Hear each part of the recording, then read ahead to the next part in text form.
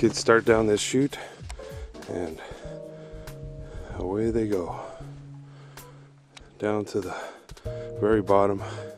At some point I need to clear out some trees down near the bottom so we can make it a straight run. But for now it works really well. The kids love it. We bank the corners so that it keeps them going pretty much in the right direction most of the time. And they just love it. And so do we. My little daughter has her birthday party every winter, and this is where she brings all of her friends, and most years they spend at least 3 or 4 hours out here on this hill, and they just have a wonderful time. Makes it a lot easier for planning activities when all you have to do is say, let's go slide, and away they go. All right, let's go out to the end point where we're going to turn around and come back. The end point will be approximately 1 to 1.2 kilometers from the house, at least the route that we've taken, even though it's almost directly behind the house. So the return trip will bring us to just over 2 kilometers.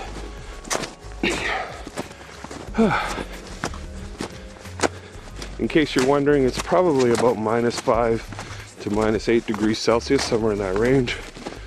There's no wind, so it's a very wonderful, warm winter day for Muskoka, and I'm really enjoying it.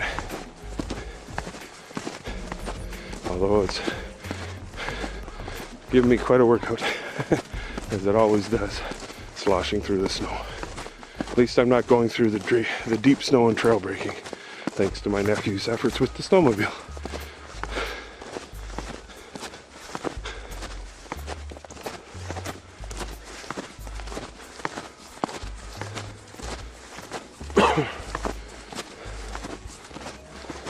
Somewhere down to my right is the house in the main yard.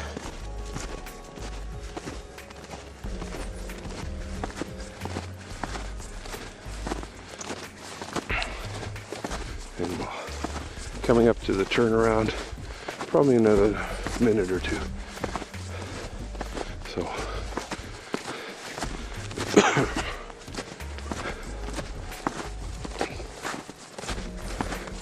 yeah, here we are. Excuse me.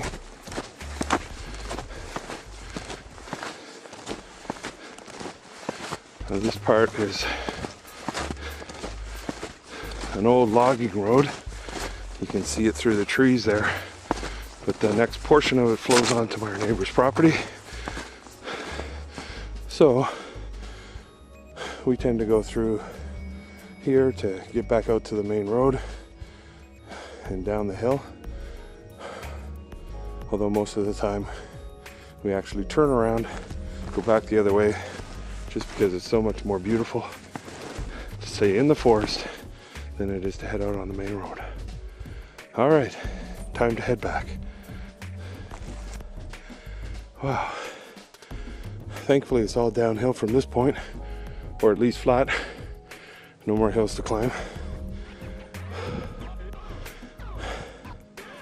Although going downhill is not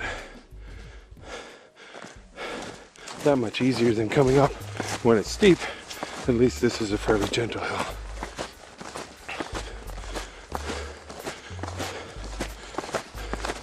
This will take us back to the turning point of the trail,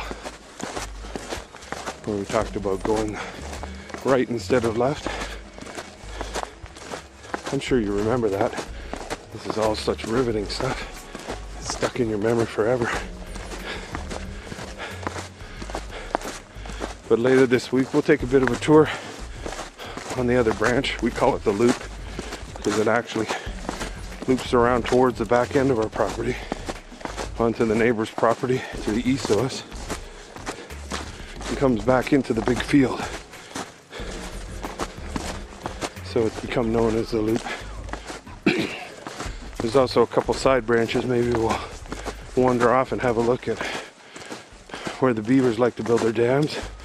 Although there's not a whole lot to see at this point in this time of the year.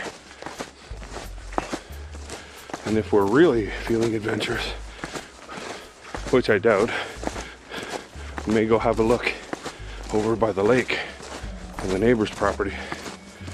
Although I suspect that if we do that, part of that journey will be on the snowmobile rather than just on the snowshoes. Anyways, coming back to the turn to go down off the ridge. Future plans involve extending this trail straight ahead along portions of the ridge. Part of the trail is done, although it's, as you can see, we do have deadfalls and whatnot that need to be cleaned up. And the far end of the ridge actually turns into a bit of a cliff and becomes quite treacherous. Unfortunately, it'd be nice if it was something that would smoothly find our way down off of. Although a little bit of exploring, I may be able to find something and join it back up to the main loop at some point. So here we are, we're coming back down into the field.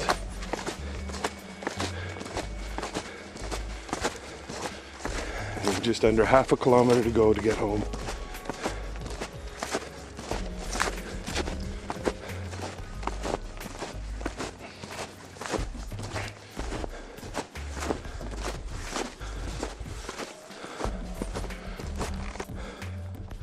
Here we are on the home stretch, literally. You can see home in the distance. We'll zoom in there and you can actually see the welcoming smoke from the chimney rising up. Evidence of a summer's worth of wood cutting labor.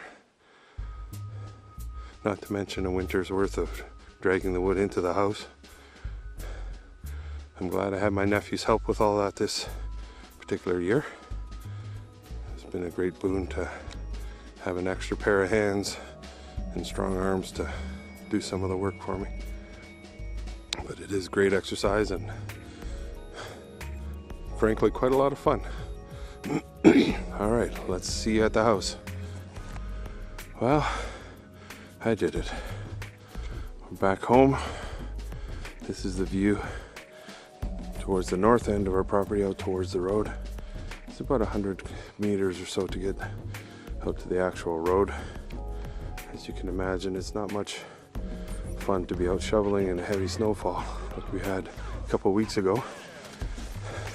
Took my nephew and I about 4 or 5 hours working with an ATV, with a plow on it, and a snowblower to get it all done.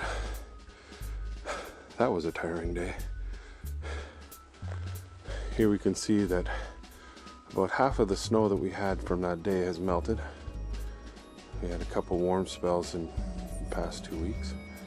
And plus it's also compacted down a bit, so the 3.5 feet of snow that we had now looks more like about a foot, foot and a half, but still a fair amount of snow for January 1st.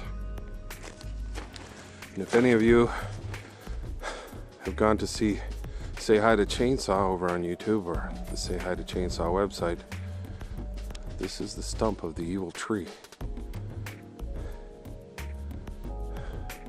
Someday I may chop up pieces of it and sell it on eBay. We'll have to see about that. Anyways, I hope you've enjoyed this first of the challenges.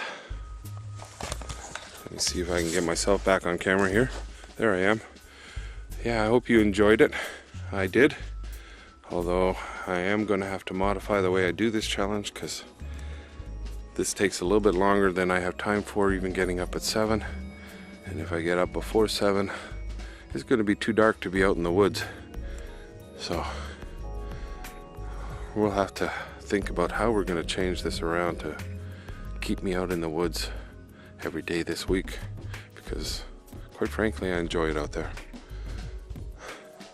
So we may have to make it a late morning thing, even though I still plan to be getting up by 7 for the rest of the week and hopefully for the rest of the year.